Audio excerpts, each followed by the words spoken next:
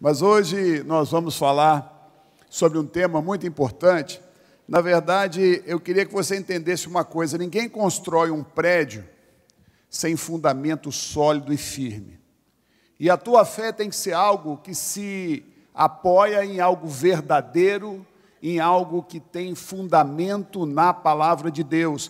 Essa lição, ela trabalha todos os fundamentos da nossa fé, te fazendo despertar para a importância de você ser alguém que, embora não seja pastor, embora não seja evangelista, embora não seja professor, você tem que ter pessoalmente uma convicção baseada na verdade. Você tem que conhecer a palavra.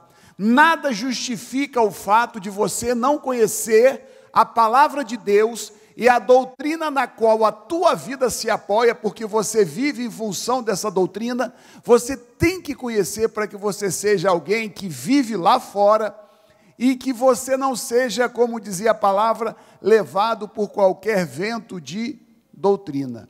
Nós vivemos dias, esse período pós-moderno, é um período onde a verdade não mais existe. Hoje nós não temos verdades, nós temos pensamentos em que você sempre é levado a pensar, mas será que isso pode ou não pode? As pessoas hoje, a sociedade hoje, ela rejeita aquilo que nós definimos como verdade. Então as pessoas hoje, elas estão procurando algo que é conveniente, algo que lhe faz sentir bem. E a palavra de Deus nem sempre nos faz sentir bem. Então você precisa conhecer a verdade. E é por isso que essas lições, o título é muito emblemático: a razão da nossa fé.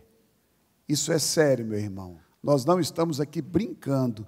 Nós estamos aqui te fazendo descobrir que você precisa ser alguém que sabe quais são os fundamentos da sua fé. Amém? Repita comigo: eu preciso conhecer a palavra e a doutrina. Então, nosso título é a Santíssima Trindade. Um só Deus em três pessoas. Na verdade, nós queremos que você entenda que há coisas na palavra de Deus que nós verdadeiramente não explicamos, mas coisas que nós constatamos e que nós encontramos como clara e objetiva mensagem trazida por todos aqueles que Deus usou. A palavra de Deus nos diz que toda a Escritura é inspirada por Deus e útil para o quê? O ensino. Então você está aqui para ser o quê? Ensinado. Então nós precisamos descobrir que a Trindade é uma figura que não se encontra escrita. Essa expressão Trindade, ela não está na palavra de Deus, mas ela é uma doutrina que foi construída a partir do questionamento, principalmente pelos fatos de que no Velho Testamento havia um Deus único. E de repente no Novo Testamento nós temos a figura de quem? De Jesus. Nós temos a referência à figura do Espírito Santo. Aí as pessoas perguntavam: mas como é que eu vou conciliar Jesus com Deus? Como é que é esse negócio? Jesus era Deus, como que funciona isso? O Espírito Santo, quem é o Espírito Santo? Qual o papel dele? Então nós precisamos entender que há uma necessidade da compreensão da Bíblia como um todo. O Velho Testamento, ele trazia uma revelação que foi coroada pela vinda de Jesus e pela manifestação após a vinda de Jesus do Espírito Santo. E nós vamos trabalhar isso aqui. Vamos lá. Eu queria traduzir dois textos que eu gosto muito da palavra de Deus, que te apontam nessa direção da firmeza. João estava passando por um problema muito interessante. João estava se debatendo contra doutrinas, o tal do docetismo.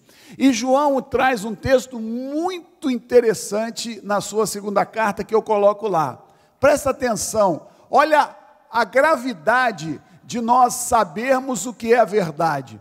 Acautelai-vos, para não perderdes aquilo que temos realizado com o quê? Com esforço. João está dizendo: olha, cuidado, de maneira difícil, trabalhando pesado, nós construímos algo em vocês, só que vocês podem jogar isso tudo fora.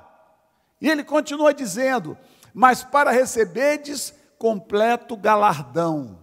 Olha o que ele vem a seguir: todo aquele que ultrapassa a doutrina de Cristo e nela permanece, não tem Deus. E o que permanece, esse tem tanto o Pai quanto o Filho. João está preocupadíssimo. Você sabe qual foi a maior luta que o Novo Testamento espelha para nós a partir de Jesus Cristo? A manutenção da pureza da doutrina cristã.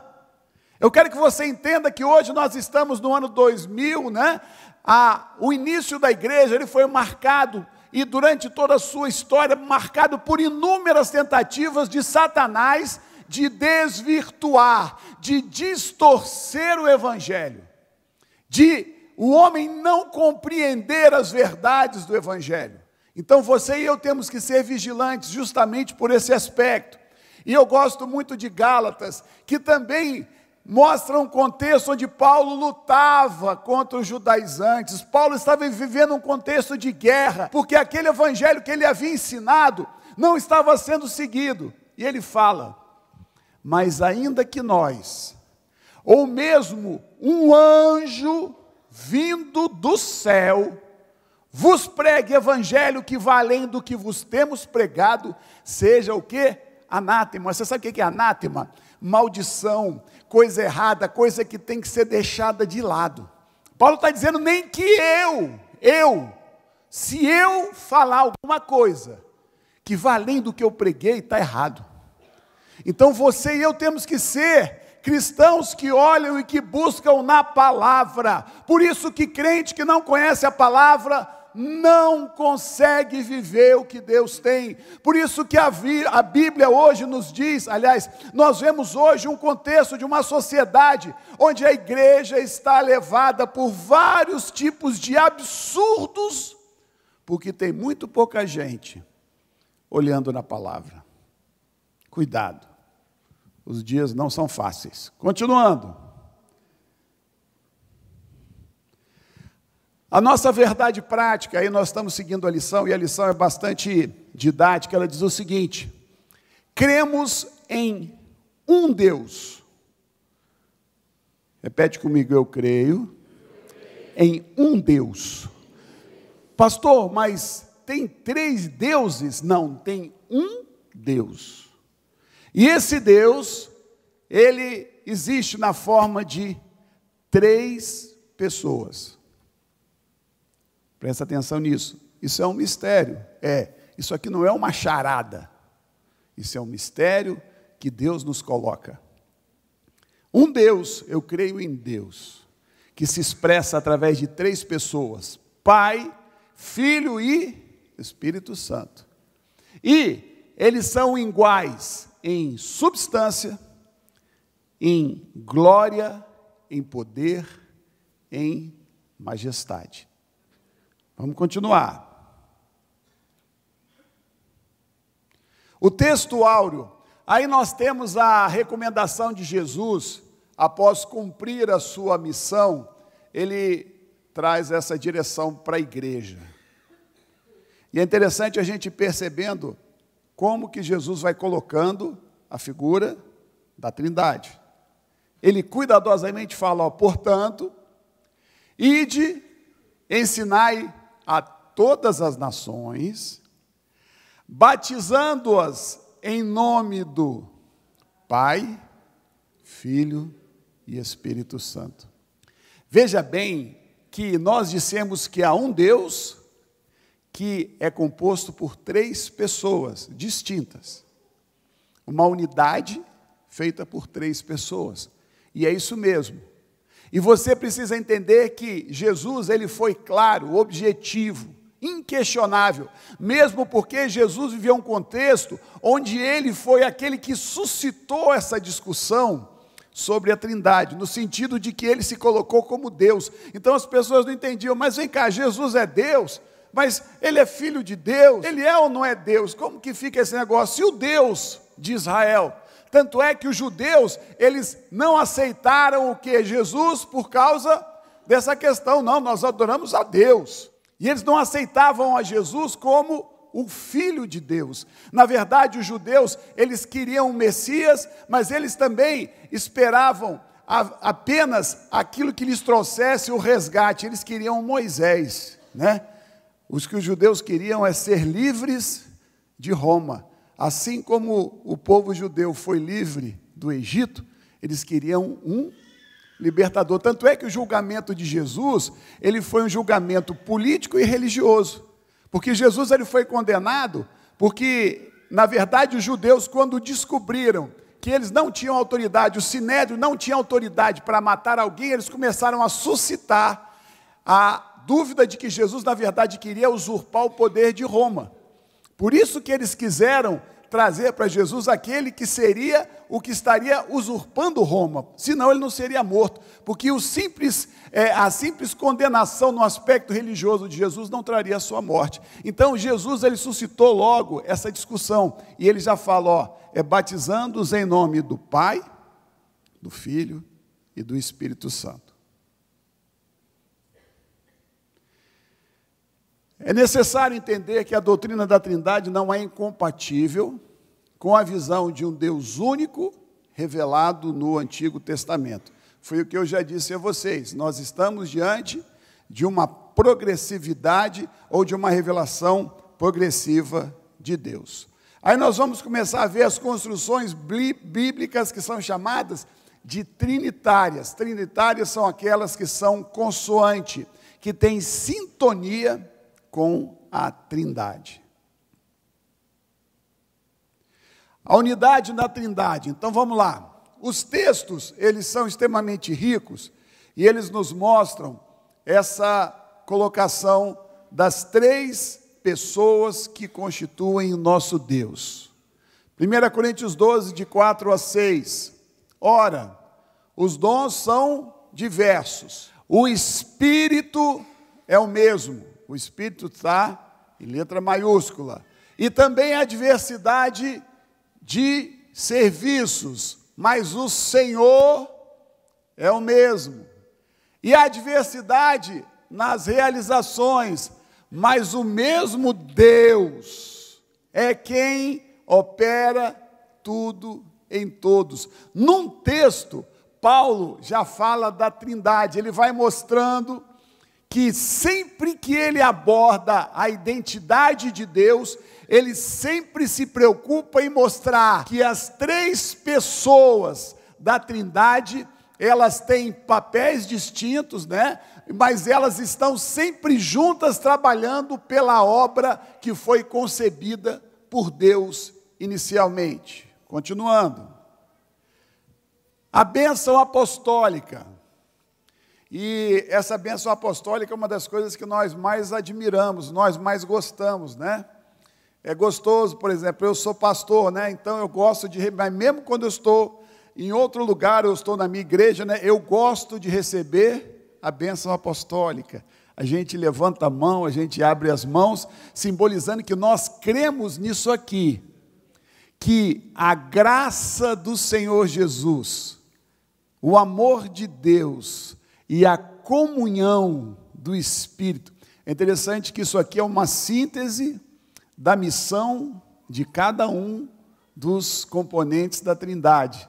A graça do Senhor Jesus, o amor de Deus que enviou Jesus e a comunhão que o ministério do Espírito Santo, ele é justamente o ministério de trazer essa koinonia, essa comunhão, esse amor, né?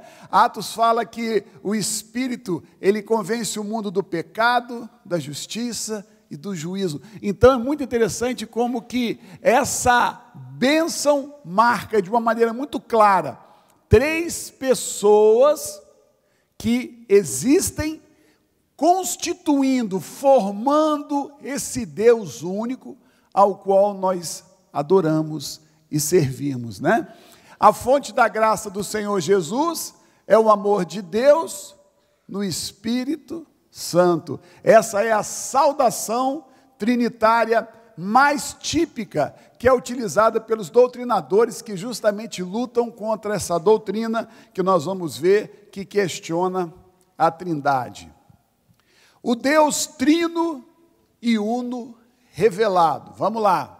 Os textos, eles vão trazendo a ilustração muito perfeita e quando a gente os lê, dentro da revelação do Senhor, a gente tem a clara visão daquilo que a lição deseja. Presta atenção.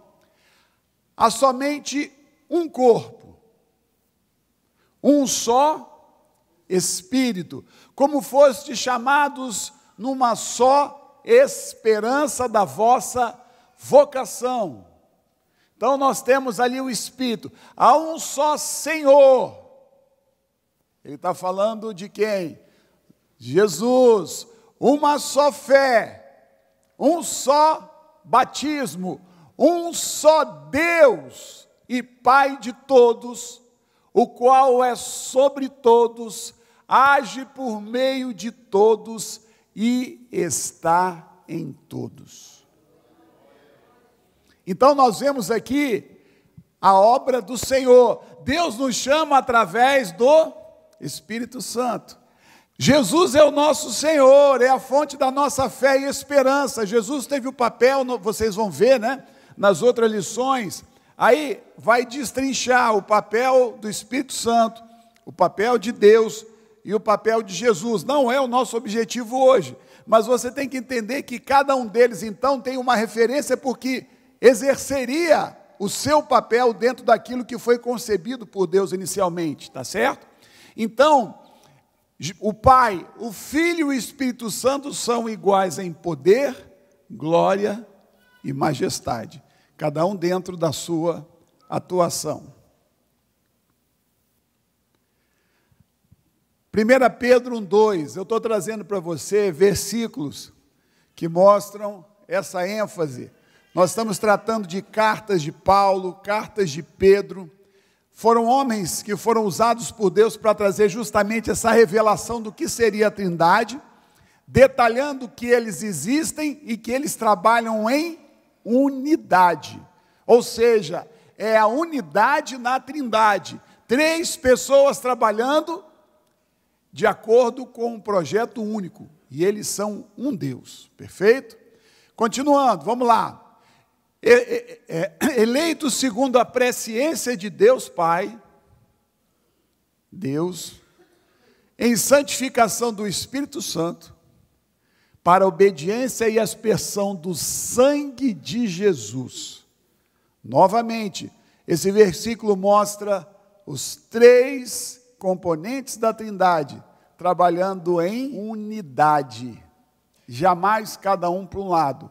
Jamais cada um fazendo algo que não se ajuste, que não se integre, que não se harmonize. Essa é a grande preocupação dessa parte da lição. A manifestação de Deus na história do homem se dá de forma pessoal em funções distintas. Cada um teve o seu papel na história da humanidade. Isso é legal que você entenda.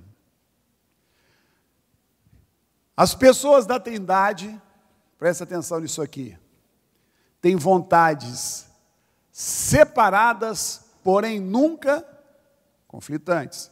É o que eu acabei de dizer para você. A narrativa bíblica sempre preocupa-se em trazer a figura do Pai, a figura do Espírito e a figura de Jesus unidas em prol de um objetivo que seria o quê? O resgate da própria humanidade.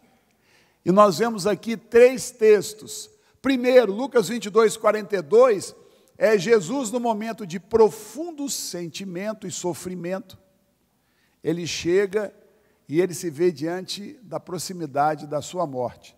Jesus seria colocado diante daquilo que era o maior vitupério, a maior ofensa a Deus, que era o quê? O pecado.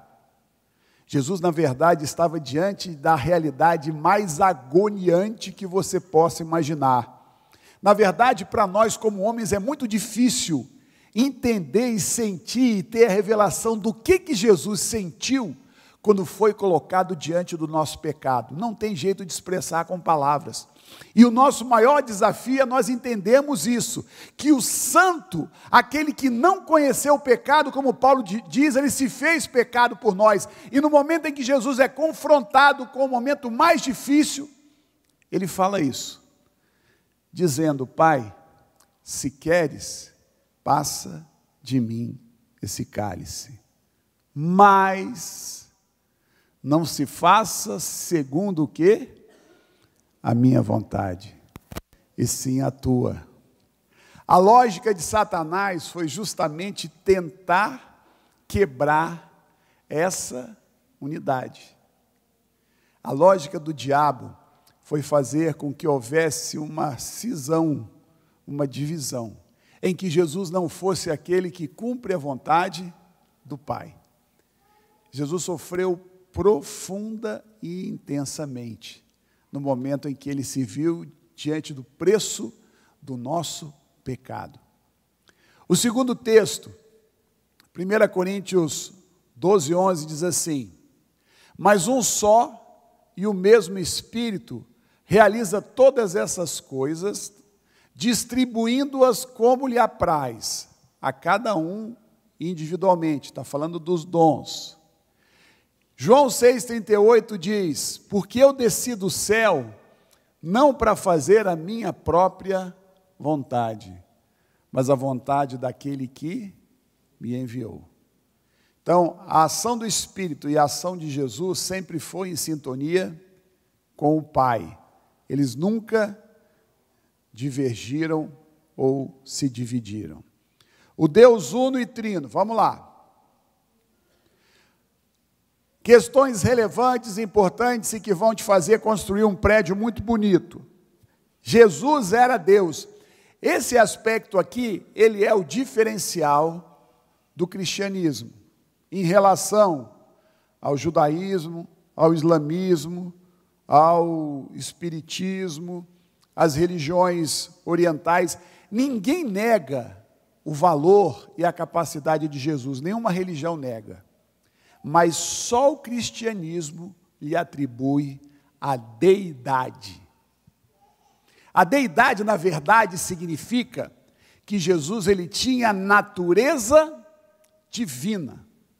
Deus, ele é um ser, eu queria que você entendesse isso, autoexistente. O que é um ser autoexistente? Jesus, Deus e o Espírito Santo sempre existiram. É complicado para nós. Não há início. Você consegue imaginar alguma coisa que não tem início? É Deus. Então, Jesus ele não foi criado. Satanás, ele foi criado.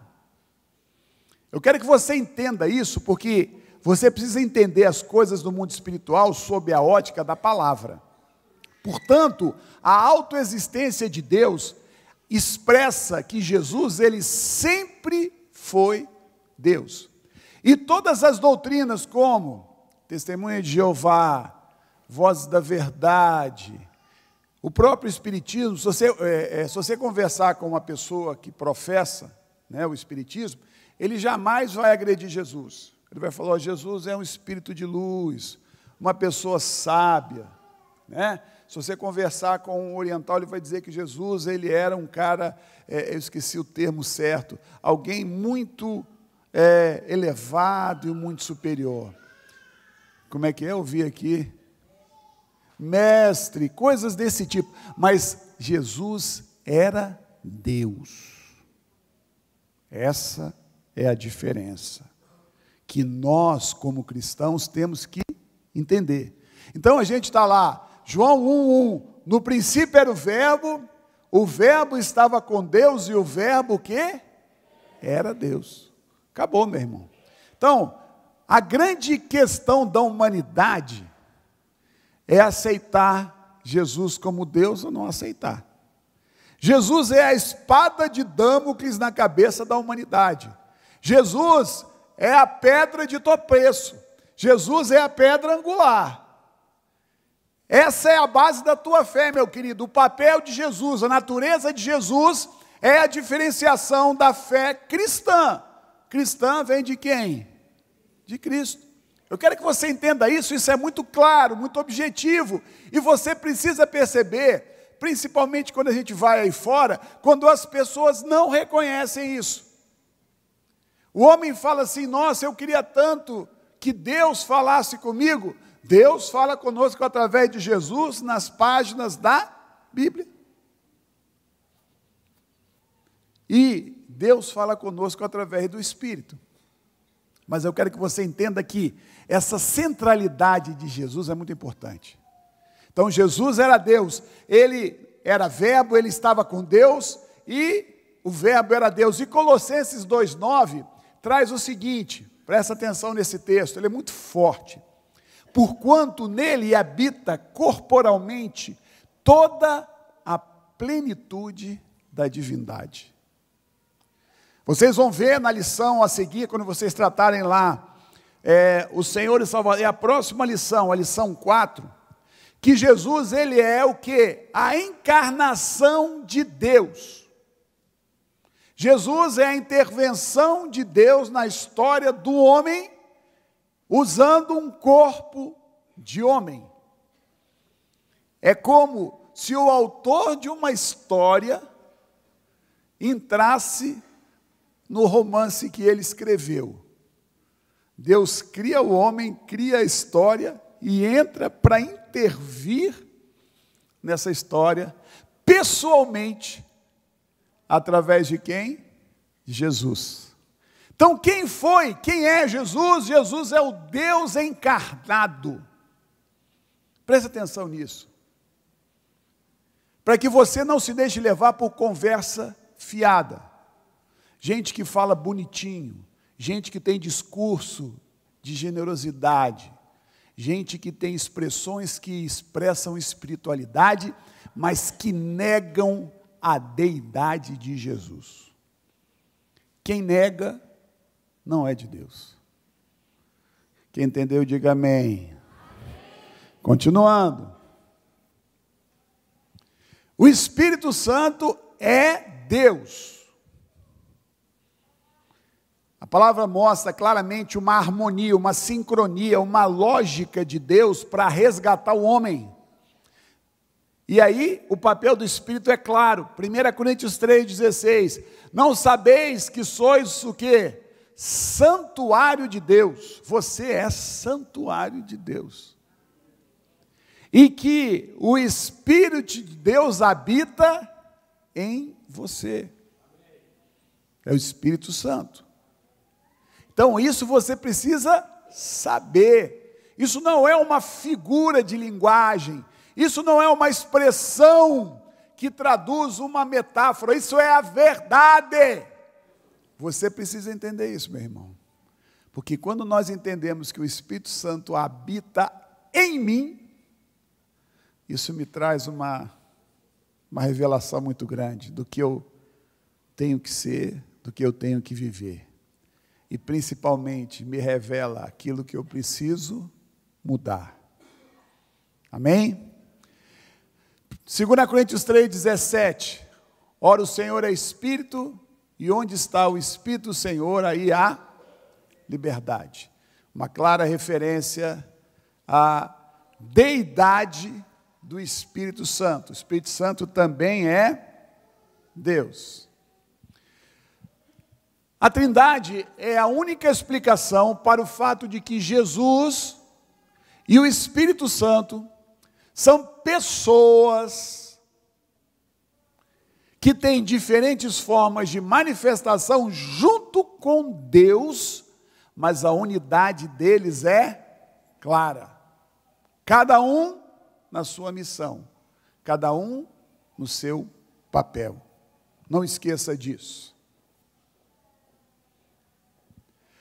O projeto de Deus para a humanidade, presta atenção, isso aqui é muito interessante, porque aí você vê a lógica de Deus e o porquê da Trindade. Primeiro, Adão conversava com quem, senhores? Com Deus, com Yahvé. Adão teve um privilégio muito grande.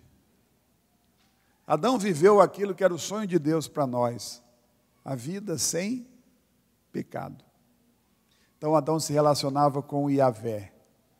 Adão escolhe a independência. Deus, ele tem uma natureza, e o homem então precisava ter a sua volta para Deus, só que do jeito que o homem estava não tinha jeito. Deus falou: eu preciso fazer esse homem voltar para mim, eu preciso restaurar, resgatar esse homem. O que eu faço? Aí entra o papel de quem? De Cristo, de Jesus. Jesus é o que ele é? O Cordeiro de Deus que tira o pecado do mundo. Jesus, na verdade, é a justiça de Deus. O que Deus fez através de Jesus? Deus falou: Jesus não tem jeito, o homem não vai conseguir nunca, pelas forças dele, pelos méritos dele, voltar a ter comunhão comigo. Só tem um jeito, é só se alguém pagar o preço, o erro que o homem cometeu. E Jesus então é colocado para fazer isso. Quando Deus olha para você, Ele não te vê, Ele vê Jesus. Você precisa entender isso, porque talvez você se ache bonito, bonzinho e bonitinho. Mas você, na verdade, teve um mérito, você aceitou o que Cristo fez, mas Deus, na verdade, colocou Jesus em você para que você pudesse ter vida com Deus o Pai. Por isso que o mérito é de quem? De Cristo.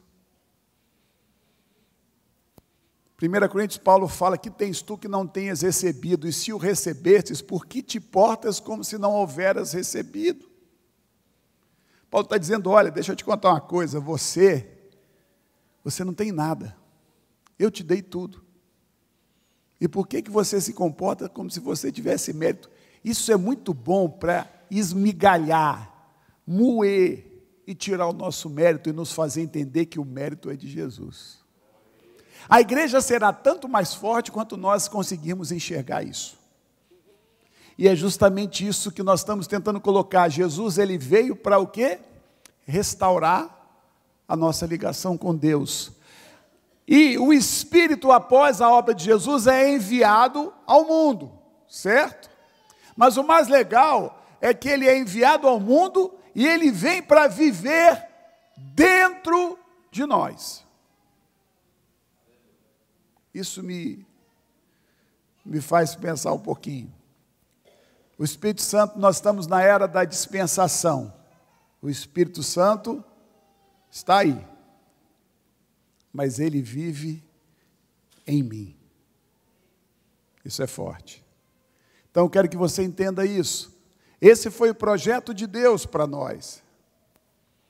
E o projeto de Deus, presta atenção, é nos fazer como Cristo. Esse texto é muito legal. Presta atenção, Romanos 8, 29. Também nos predestinou para serem conformes à imagem de seu Filho, a fim de que ele seja o quê? O primogênito entre muitos irmãos. Jesus, ele era o unigênito do Pai, que se transformou em primogênito. Unigênito é o quê? Ele era o Filho único. E através do sacrifício de Cristo na cruz, ele passou a ser o quê? O primogênito. Entenda isso, perceba isso. As analogias de representação da Trindade, eu pesquisei, eu achei muito legal, porque às vezes as pessoas ficam questionando a Trindade, né? E eu investiguei, eu achei muito legal ver como é que o ser humano consegue fazer algumas relações que podem expressar. E, na verdade, a analogia é uma comparação com alguma coisa palpável que te dê uma visão, te dê uma ideia. E nós temos aqui 3 figuras da natureza que expressam ou que ajudam a nos entender a Trindade, né? O que é o tempo? É o passado, o presente e o futuro. E até é difícil da gente dizer o que é presente, o que é futuro, porque o que eu já disse já se tornou passado. O que é o espaço? É a largura, a altura e profundidade. São aspectos interessantes que nos ajudam a entender que é uma coisa e que tem três coisas. E que cada uma delas existe. E eu gostei muito também dessa questão da matéria, né? O sólido, o líquido e o gasoso. Isso tudo são metáforas para a gente entender essa questão de ser uma coisa só, mas ao mesmo tempo de serem três coisas que a constituem. Crenças inadequadas, vamos lá. Existiam os monarquianistas dinâmicos. Essa palavra monarquianistas, eles estavam dizendo o seguinte, que na verdade não existia, esse negócio de trindade não existia. Existia um Deus. E esse Deus, ele fazia o papel de acordo com a situação. Eles negavam Jesus e negavam a obra do Espírito. Então eles ensinavam que Jesus, na verdade, recebeu o poder somente a partir do batismo. E que até então ele era um homem comum. E que não tinha nada mais. Então, na verdade, Jesus seria um mero profeta. Outros afirmavam que Jesus era um homem que tinha ressuscitado. É como Lázaro. Lázaro foi um homem que o quê? Ressuscitou. Então eles diziam isso. E todos eles negavam a deidade, a natureza divina de Jesus. Eu quero que você entenda isso. Jesus, ele suscitou essa discussão, como eu falei no início da lição. Então você precisa entender isso. Então esses monarquianistas, eles tinham esse credo, essa forma de pensar. Existiam os modalistas, parecido. Só que eles diziam o seguinte, Deus usa máscaras. Tem hora que ele bota a máscara do Pai, tem hora que ele bota a máscara do Filho, e tem hora que ele bota a máscara do Espírito. Esse monarquianista modalista é chamado de unicista. Eu botei lá em letra maiúscula, porque essa é a doutrina que nós devemos combater de maneira veemente, intensa. Porque ela nega justamente o que nós estamos falando, essa natureza de quem? De Jesus. Então Deus seria um só, eles negam a figura da Trindade, eles negam o papel do Espírito e negam o papel de Jesus, tá certo? E a lógica deles é que Deus é Jesus e não que Jesus é Deus. Expressando essa lógica de que Jesus uma hora é Deus, uma hora ele é o Filho, outra hora ele é o Espírito, e não que são três pessoas, tá certo? E existe um cara chamado Sabéria, no final do 2º século, que ele bateu muito nisso. Então existe o chamado sabelianismo, né, que foi uma doutrina profundamente combatida. E terceiro, existe o tal do arianismo, que foi uma pessoa relevante, um pensador lá do 3º século, do 4º século, que dizia o seguinte, Jesus ele era divino, só que ele seria como os anjos. Ele não seria alguém que teria deidade.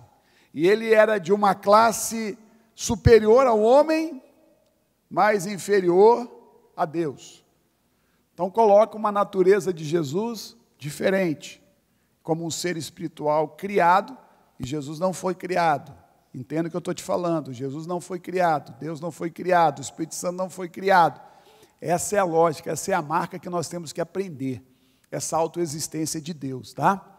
Então, Jesus teria sido criado depois, não seria autoexistente. Ele seria o mais elevado dos seres humanos, mas não seria Deus. Ele seria um profeta, né?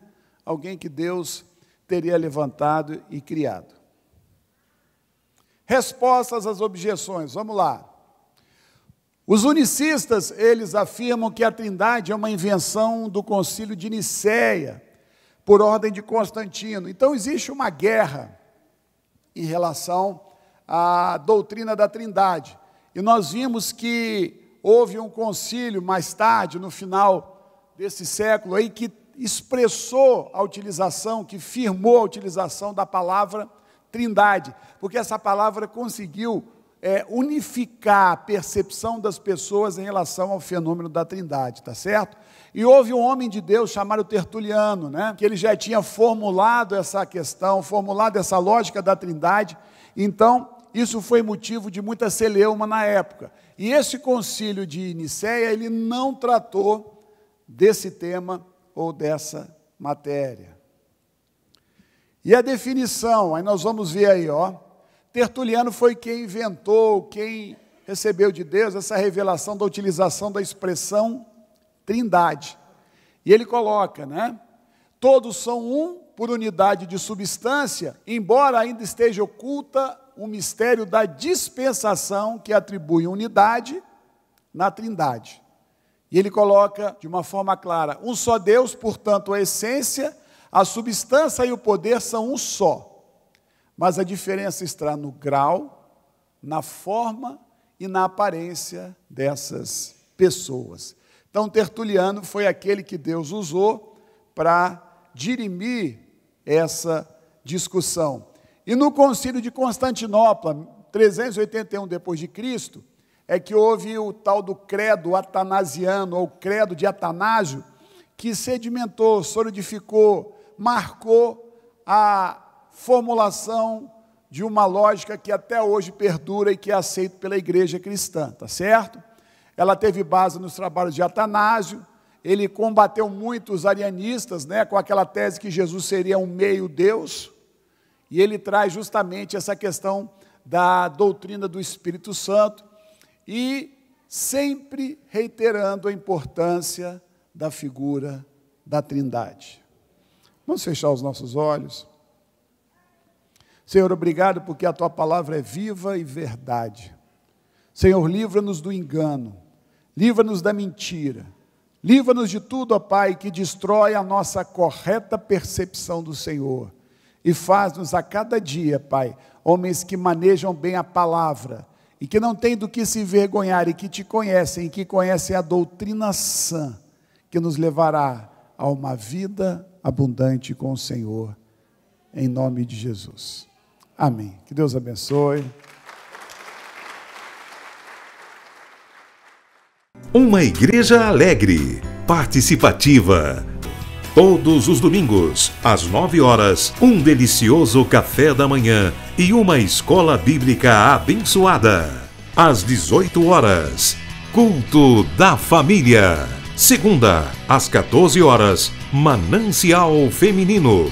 Terça-feira, às 20 horas, Homem de Verdade e Mulher Ideal. Quarta-feira, às 19h40, Culto de Ensino, além de uma programação semanal para todas as idades.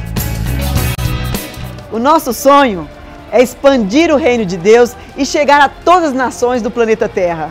E eu quero convidar você a fazer parte desse grande projeto que com certeza Deus vai te abençoar.